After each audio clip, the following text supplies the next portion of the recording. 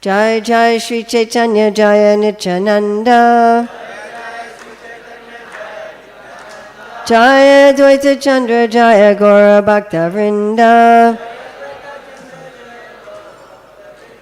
Jai Jai Shri Caitanya Jaya Nityananda. Jaya Dvaita Chandra Jaya Gaura Bhakta Vrinda.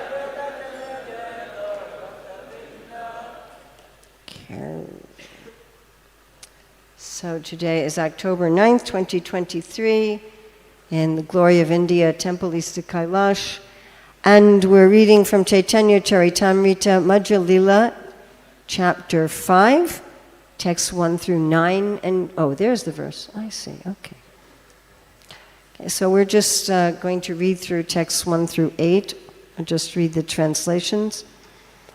I offer my respectful obeisances unto the Supreme Personality of Godhead, Brahmanya Deva, who appeared as Sakshi Gopala to benefit a Brahmana. Walking on his own legs, he traveled for 100 days through the country. Thus his activities are wonderful. Text 2. All glories to Lord Sri Chaitanya Mahaprabhu. All glories to Lord Nityananda Prabhu.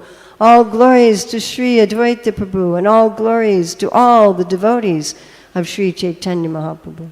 Text 3. Walking and walking, Sri Chaitanya Mahaprabhu and his party finally arrived at Yajapura on the river Vaitarani. There he saw the temple of Varahadev and offered his obeisances unto him. So it's interesting how the Lord offers obeisances to the Lord. And that will be an interesting point as we come to the verse we're going to talk about today. Text 4. In the temple of Varahadev, Sri Chaitanya Mahaprabhu engaged in chanting and dancing and offering prayers. He passed that night in the temple. Afterwards, Sri Chaitanya Mahaprabhu went to the town of Kataka to see the temple of the witness Gopala. When he saw the deity of Gopala, he was very much pleased by his beauty. While there, Sri Chaitanya Mahaprabhu engaged in chanting and dancing for some time, and being overwhelmed, he offered many prayers to Gopala. That night, Sri Chaitanya Mahaprabhu stayed in the temple of Gopal, and along with all the devotees, he heard the narration of the witness Gopal with great pleasure. Previously, when Nityananda Prabhu had toured all over India, to see different places of pilgrimage, he had also come to see Sakshi Gopal at Kataka. Okay, we're at text 9. Sakshi Gopalera Kata Shuni Lokamuke Se Kata Kahena Prabhu Shune Mahasuke Sakshi Gopalera of the witness Gopal, Kata, the narration, Shuni, hearing, Lokamuke, from the people, Se Kata, that narration, Kahena, Nityananda Prabhu narrates. Prabhu, Lord Sri Chaitanya Mahaprabhu. Shune, hears, Mahasuke, in great pleasure. Srila Prabhupada's translation. At that time, Nityananda Prabhu had heard the story of Sakshi Gopal from the townspeople. He now recited this again, and Lord Chaitanya Mahaprabhu heard the narration with great pleasure. Srila Prabhupada's purport. The Sakshi Gopal temple is situated between the Bhubaneswar Khurda Road Junction railway station and the Jagannath Puri station. The deity is not presently situated in Katak, but when Nityananda Prabhu traveled there, the deity was present. Katak is a town in Orissa situated on the Mahanadi River. When Sakshi Gopal was brought from Vijayanagara in southern India, he stayed for some time at Katak. Thereafter, he was situated for some time in the Jagannath temple.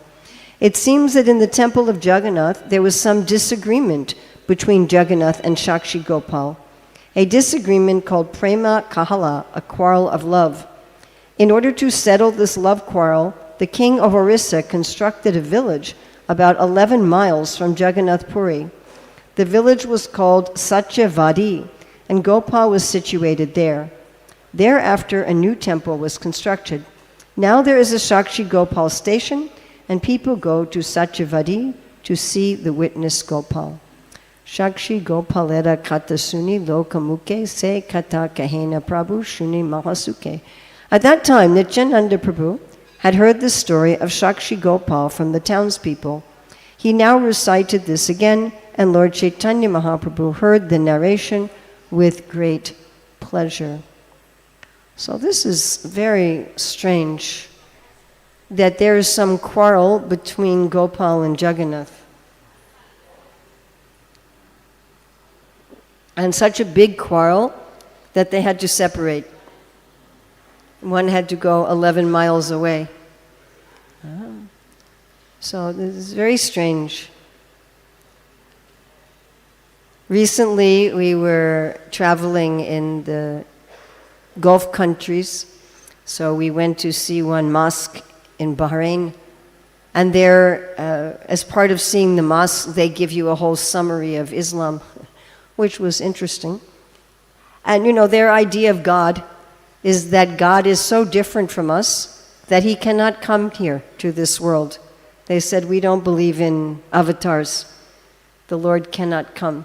So this would be very strange to them, this idea that there's two forms of the Lord and they're arguing with each other. They would not be able to understand this. Actually, one of the main reasons I left the religion of my own family was this kind of a confusion for me. So I was studying at the Jewish Theological Seminary, so the chief scholars of Judaism in the United States. And there, the key story in the Bible is that God gives the 10 Commandments to Moses on the top of Mount Sinai, written in stone. Then Moses comes down from the mountain, and he doesn't like what the people are doing while he's been on the top of the mountain. So he becomes so angry that he breaks these stone tablets given to him by God. He goes back up the mountain, and then the Lord says to him, because you are angry, I'm going to kill all these people, and we'll start the nation over with you. And Moses says, no, you cannot do that, because you promised Abraham that his descendants would be numerous. And then God says, oh, you're right. Okay, fine, I won't do that. And so I asked these big religious leaders, how is it that God is getting angry, and how Moses is convincing him that he's wrong, and he's saying, oh yes, I made a mistake, I couldn't make any sense out of this at all with an impersonal understanding of God. So the vast majority of the religions of the world, they have a very impersonal understanding. Even in Christianity, where they worship Jesus as God, if you ask them, what about the Father? It's just empty. What is the Father? I don't know. And if you said to them, well, we believe in one God, but here he has two forms, Gopal and Jagannath, and they are having such a quarrel that Gopal has to move 11 miles away. They are immediately going to put some material conception upon this and say, how can this be God? Correct? Am I correct? Yes. They'll just reject. They want some very impersonal God, or a God that is perfect in a way that is very plain. Yeah? No flavor. You know, the qualities of food given in the Bhagavad Gita, so one of the qualities of food in Tamagun is that it has no taste. Tasteless food. This is in Tamagun. So people are thinking like that God is tasteless. That he has no personality, he has no form, he has no activities. And when people hear of these things, they become completely bewildered. Yeah? They just can't understand this at all. So I thought we would look today at what are the different types of quarrels that happen. Prabhupada calls this a love quarrel, right? Prema kalaha. Prema kalaha, a love quarrel. So I thought we'd look at some different love quarrels. Quarrels between incarnations of the Lord, like here, quarrels between the Lord and Shiva, and quarrels sometimes between the devotees. And then I think we could maybe contrast that with our age of quarrel. Before we start looking at quarreling and fighting, I think it's also important, and I could have given a whole class on this point also, but we'll just make this as a side note, that where did Lord Nityananda hear the story of Sakshi Gopal? Anybody remember?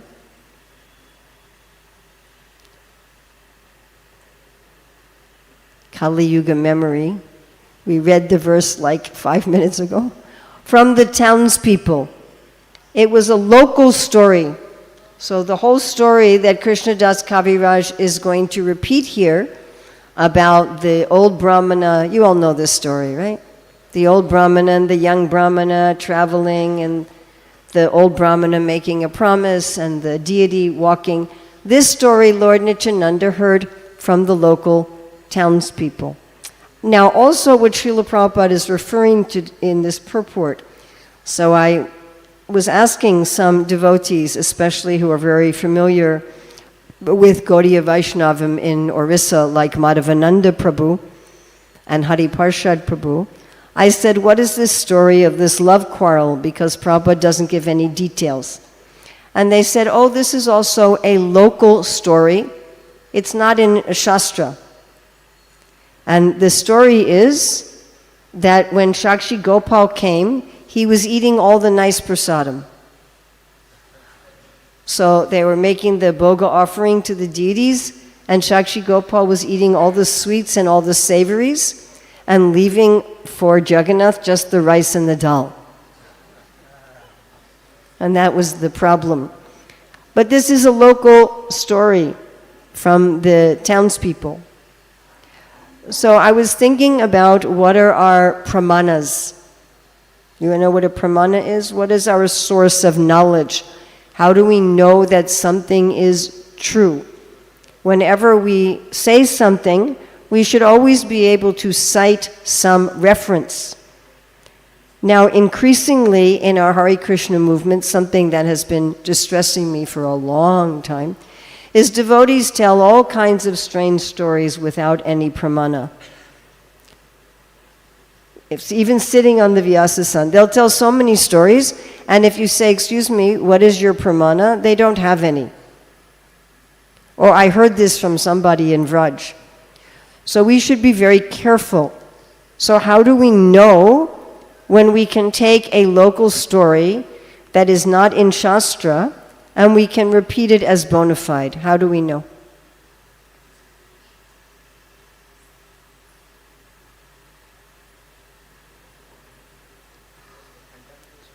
Yeah?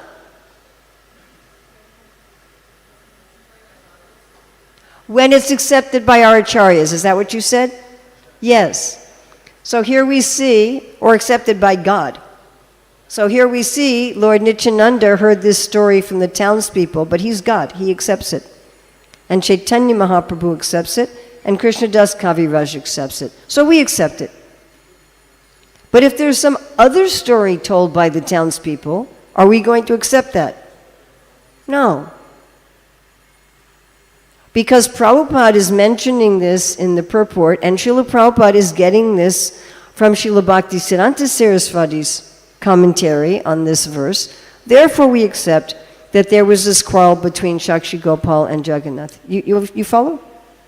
So we can accept this as bona fide story, and it actually happened. But we should be extremely careful that not just anybody tells us any story, any folk story. Oh, I heard this in some little village in Vraj somewhere, and then we go around repeating it. And we accept it as, oh, this is a pramana, and everybody has to follow this. So I see this tendency happening more and more in our Hare Krishna movement. And the way to counteract this tendency is to read Srila Prabhupada's books regularly. Listen to Prabhupada's lectures regularly. Actually study, don't just sell the books, read the books. Read the books, hear the lectures, so you can know if somebody says something, whether it is bona fide or not. So actually, I'll tell you one other little story. So when in 1975 in New York, we had, my family had what was called a hot off the press account. So we were getting Prabhupada's books as soon as they were printed. We were also getting on cassette tape Prabhupada's lectures. Like we were getting them in all the time in the mail. So fourth canto had just been published, but we didn't have it yet. Somehow there was one copy at the temple, and I used to listen to class in a separate room because I had a little baby on a speaker. So the person giving class was reading from a purport, but I didn't know he was reading. And he said something I had never heard. And so at the end of the class, I brought my baby in the temple room and I said, Prabhu, where is this from? And he said, oh, this is right here in the purport. I said, oh, okay, very good. So we should ask that kind of question. If you hear something that sounds unusual or that sounds difficult or that you haven't heard before, please ask.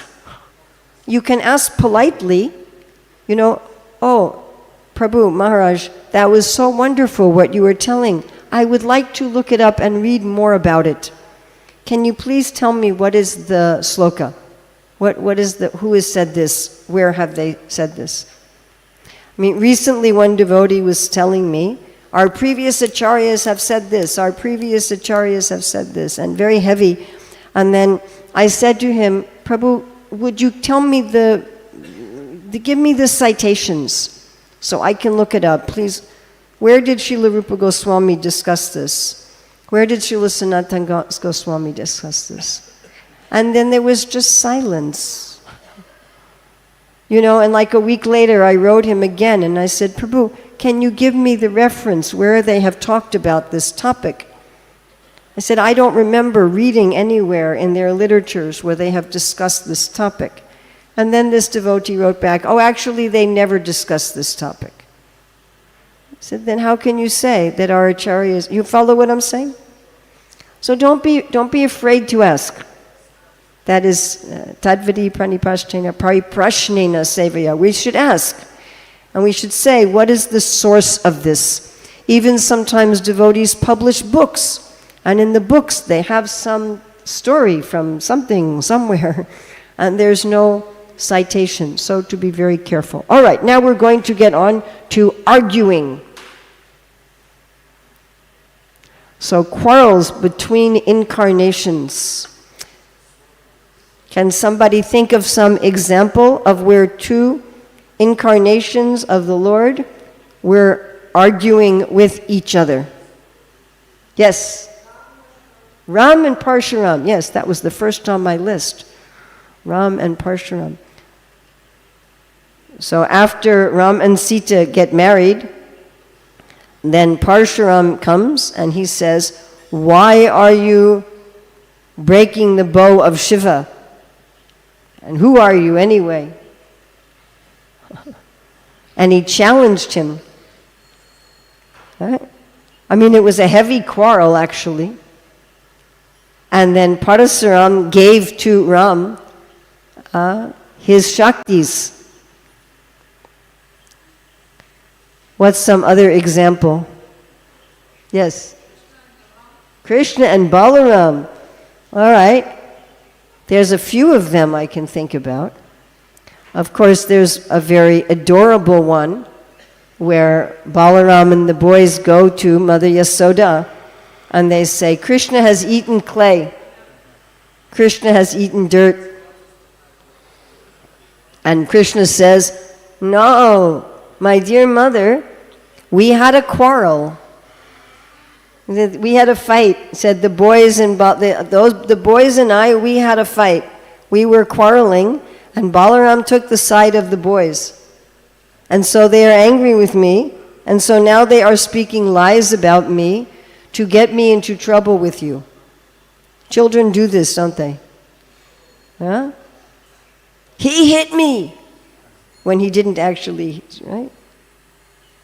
So that was a quarrel. Actually, Krishna and Balaram, they're always quarreling. As little boys, they're always having these battles. They play like that. This is the fun of children, isn't it? Correct? Yes? Especially boys. They're always fighting. Every day, Krishna and his friends have their wrestling. But they are quarreling like that. But there are some other more serious quarrels between Krishna and Balaram. There was one quarrel that almost resulted in Arjuna getting killed. So you know Balaram was the guru of Duryodhana. So I have one godbrother named Duryodhana Guru. Of course, problem with names like this is people just call him Duryodhana. But it is a name for Balaram. So Balaram taught Duryodhana the art of fighting with a club. So he had some affection to Duryodhana, and so Balaram wanted their sister Subhadra to marry Duryodhana. Meanwhile, Arjuna, he was traveling because he had this arrangement with his brothers regarding Draupadi, so he was traveling and he was picking up wives on his travels. So he came to Dwarka and he fell in love with Subhadra. So he disguised himself as a renunciate. Please do not try this at home. So he disguised himself as a renunciate so that he could get entrance. And so, of course, the families, being very cultured, they're inviting this renunciate every day to meals, and the family is there, and so Subhadra is also there. And you imagine if you have your young unmarried sister is there, and there's some sannyasi, and they're making eyes at each other at the prasadam table, you know. So they're just like, right? And she also falls in love with him. Actually, already she was in love. She had already heard about him. So Arjuna actually asked Krishna. He says, you know, is it all right? Can I marry your sister? He says, yes, my sister very much wants to marry you. But how are we going to do this? Because Balaram is already making an arrangement with Duryodhana. So you're going to have to just kidnap her. So Arjuna just kidnaps her. Of course, then she starts driving the chariot so everybody can see that she wanted to go. And Balaram was so angry.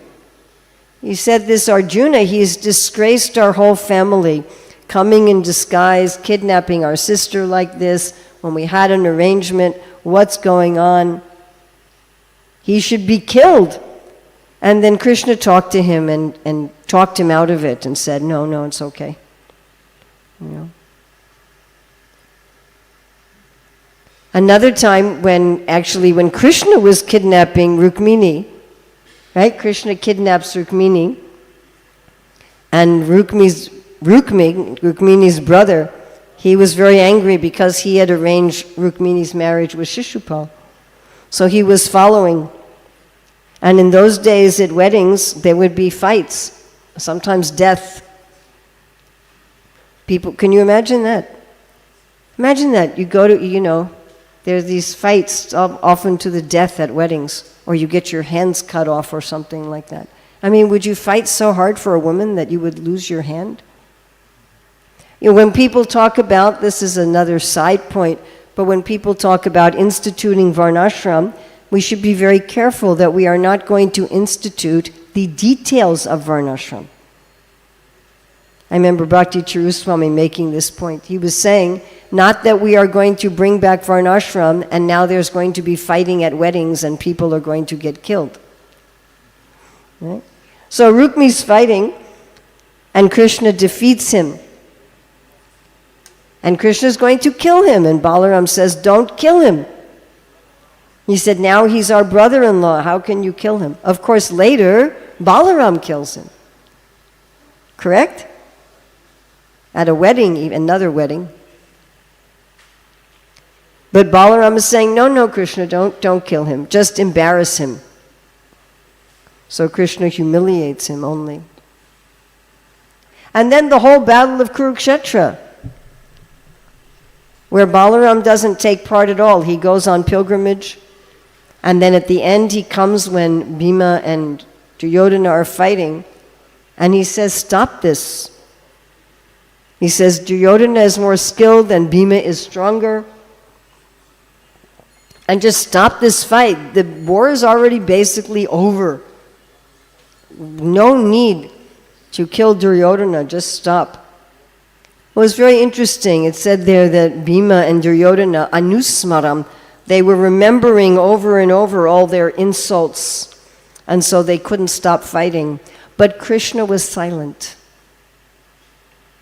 He didn't take Balaram's side, he was just silent. And Balaram just left. So we see sometimes there are these quarrels between two different forms of the Lord. Of course, also as Lakshman and Ram, Lakshman was not happy to light the fire for Sita's test, and he certainly was not happy to bring Sita to the forest and leave her in the forest. And therefore he says, next life I'm going to be the older brother. But that didn't help him very much. Even as the older brother, Balaram, still Krishna did whatever he wanted to do. Then I'm thinking of there's also some quarrels between Krishna and Shiva. So when are there some quarrels between Krishna and Shiva?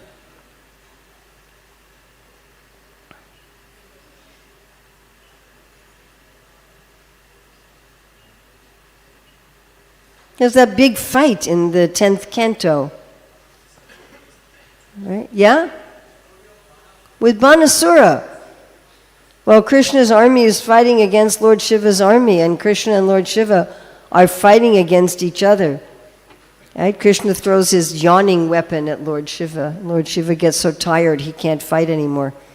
And they bring out their weapons, their Shiva Jwara and the Vishnu Jwara. And it says, anyone who remembers this fight will never be defeated by their enemies. And then, of course, there's loving quarrels between devotees. So the gopis often quarrel with each other, who can please Krishna the most, and in what way. So Srila Rupa Goswami writes in Ujjwala Nilamani that Srimati Radharani, she's criticizing Chandravali, and she's saying she doesn't know how to please Krishna. When Krishna offends her, she very easily forgives him. And this doesn't make him happy. She doesn't know how to make him happy. And then Chandravali is criticizing Radharani and saying, this Radharani, she doesn't know how to make Krishna happy. Krishna offends her, and then he's falling at her feet to beg forgiveness, and his peacock feather is getting her footlack on it, and still she is angry. Right? And sometimes there's quarrels even between Radharani and Lalita. Kavi Kanapur talks about in Ananda Vrindavan Champu how in the holy festival, Sangita is a very expert singer, and one of the gopis is praising Lalita, though that she's a better singer, and then Radharani says, oh, this Lalita, she cannot sing nicely, in order to encourage Sangita. And Lalita is sometimes also criticizing Radharani. Why are you so soft with Krishna? Or why are you so hard with Krishna? Why are you doing this? Why are you doing that? You should do this, you should do that. And our acharyas are quoting these disagreements. But also in the pastimes of Sri Chaitanya Mahaprabhu and his followers, I think about with Hridaya Chaitanya and Shamananda.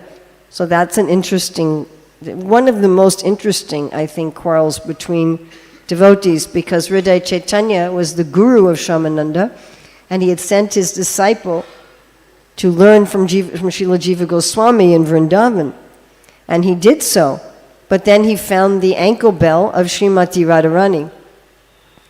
And Srimati Radharani then initiated him as Shyamananda and pressed her ankle bell, giving him a new tilak.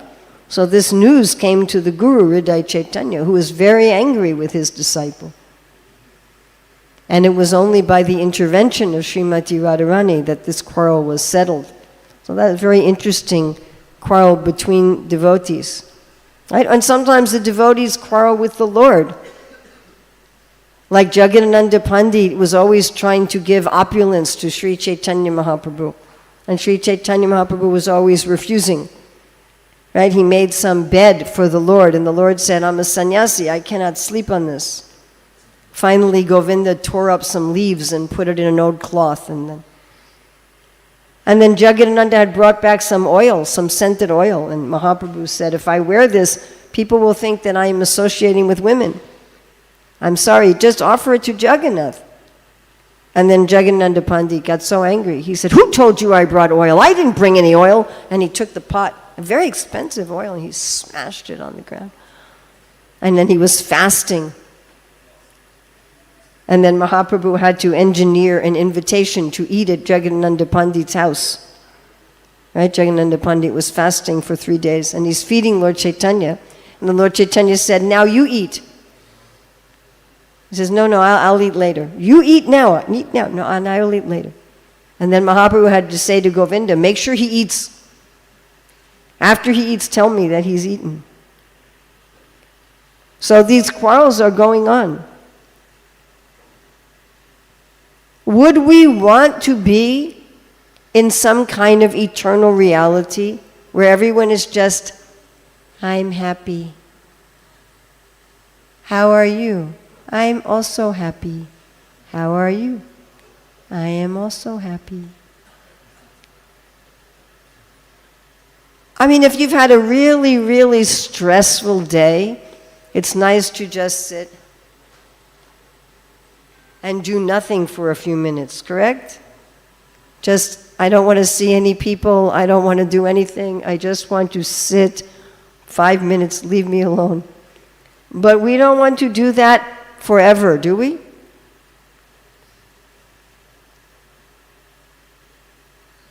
When I was 16, I was visiting this beautiful park in Canada. It was a lake made by melted glacier. Beautiful. And the glaciers are completely pure. And so this water was so pure and clear and clean. And I went in a boat to an island in the middle of the lake. And I was sitting there. And I was thinking I could just stay here forever in this peaceful place. For the rest of my life, I could just stay here. And then I thought, actually, that wouldn't work. I would want to eventually see other people and do things. It would be boring just looking at this beautiful lake all day.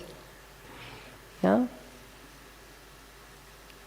So everything that is here has its reality, as Krishna talks about the upside-down banyan tree, urdhvamulam. Whatever we see here has its counterpart, even quarreling. But this quarreling in these leelas, it is loving and it is fun. Sometimes we have fun quarrels with our friends and family, don't we? In fact, when we are very close to people, even we'll be insulting. We see that also, actually. I didn't think about Advaitacharya and Lord Nityananda. They had these quarrels also. They were even throwing prasadam at each other. Lord Nityananda is saying, give me more, I haven't eaten anything.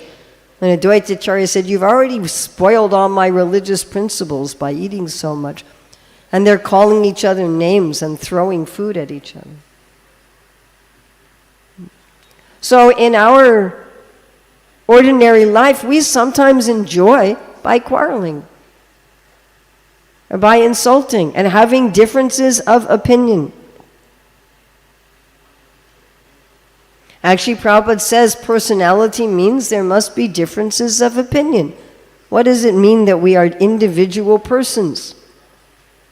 It means I like bananas, you don't like bananas. We have our different tastes. You follow? Yes? Somebody, their favorite chapter is chapter 3 of the Bhagavad Gita, someone else is chapter 7. We have our tastes, we have our opinion. We have things that we really enjoy and things we really don't enjoy. Prabhupada talks about in the 16th chapter of Nectar Devotion, even that we should do devotional service according to our personal taste. He says some people, they want to serve the deity, other people, they want to just chant, other people, they want to just hear. We should engage in service according to our taste, according to our nature. We are individual persons.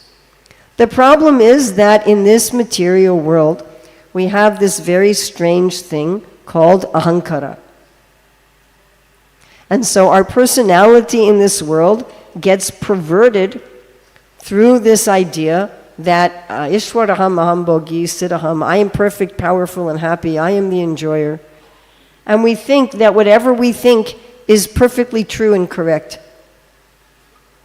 We think I am God, and whatever I think, whatever I believe, is absolutely true. I just got this one very funny email written to all these ISKCON leaders. There's this problem in this ISKCON, and this problem, and this problem, and this problem. And the solution is that I will teach you what is the 100% correct understanding of Prabhupada's books. So I thought, this is very funny. Somebody thinks, I know absolutely the meaning of Prabhupada's books, and I'm going to teach everyone, and then all of our problems will be solved. So we think like this. Years and years ago, I remember getting an email from a godbrother like this. This is what it says, and that's Krishna's opinion. And I thought, no, that's your opinion. But you're thinking your opinion is God's opinion. And then we have these unnecessary quarrels. In Kali Yuga, people quarrel just to quarrel. People quarrel about anything. Absolutely anything. And a quarrel will go on for years about nothing. Sometimes it goes on for generations and generations. And now nobody knows why we are quarreling. And people are killing each other. Now there's a war again starting in Israel. Why are they quarreling? They don't even know why they're quarreling. And they're bombing each other and killing each other. Right? The Protestants and the Catholics, they're killing each other over whether or not we should worship Mary. And the Sunnis and the Shiites are killing each other over whether or not we should follow, this follower of Muhammad or that follower of Muhammad. And we are also, in our Hare Krishna movement, do we have these foolish quarrels? I've heard devotees quarreling about, should we offer first to Prabhupada, then to Krishna, first to Krishna, then to Prabhupada? Which way? Did we go this way? Do we go this way? Should everybody leave the cities and move to the farms? Everybody has to have a cow. And people are fighting and fighting and fighting and fighting and fighting. And many years ago, I was in a meeting, and one devotee said, if we keep fighting like this, we completely forget the little blue boy playing his flute. And I'm like, yeah, oh yeah, the little blue boy playing his flute. So we should be extremely careful. We have a responsibility to keep the purity. You have your nice sign up, purity is the force. We have a responsibility to keep the purity. That is true. And there are things worth fighting for. That is true. The whole Bhagavad Gita is about a fight. So fighting is not always wrong. But we should be extremely careful, because 95% of the time we are fighting just for our ego. And how can you tell? Are you remembering Krishna more or less? It's very simple. If we're thinking, I'm fighting for Prabhupada, I'm fighting for Krishna, I'm fighting for Shastra, and you're not happy, sukham kartamavyayam. Prabhupada says, if you're not happy, you cannot make advancement. If you're not joyful, these quarrels between the Lord and himself, who is eating the sweets, or between the devotees, they're blissful. And they increase our remembrance of Krishna. They increase our consciousness of Krishna. They increase the quality of our japa, the quality of our kirtan. They increase our love for all living entities. If they're not doing that, then it's just a bunch of ego. And we're very expert at disguising our ego as some higher principle. Does this make sense to everybody? Yes? No? We can see this in other people very clearly. Oh, you're fighting for some principle, but it's just ego. But it's true of ourselves as well.